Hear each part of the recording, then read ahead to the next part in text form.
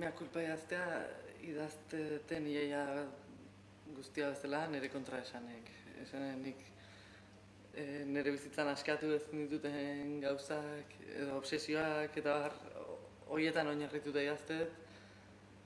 Uste dut nire obsesioak kutsatzeko edo nire obsesioei konplizeak bilatzeko.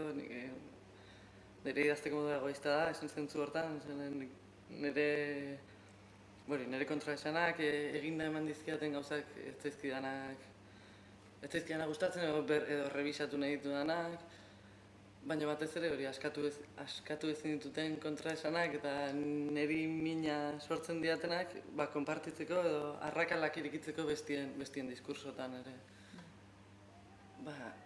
Lur dagoen kontestuan, novelako protagonista dagoen kontestuan politikaz ezin da hitz egin edo beak ezin du hitz egin politika afektuekin nahastu gabe.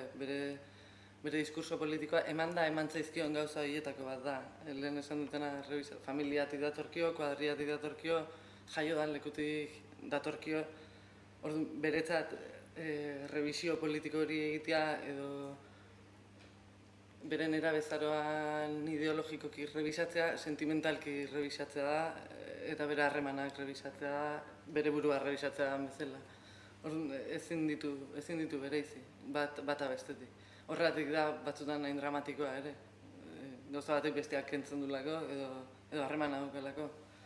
Literaturak edo fikzioak iruditzen zait ontako eta pentsamendu guztietako pentsamenduak muturrera eramatean uzten dizu.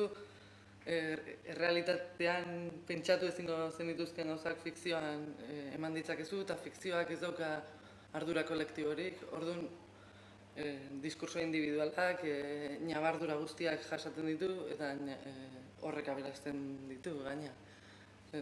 Bai, literaturak beti dauka funtzio hori gizartean emanda dagona, gizartean inkluso ondo funtzionatzen duna birpentsatzeko, saboteatzeko edo nahi ezuna, edo zein aukera.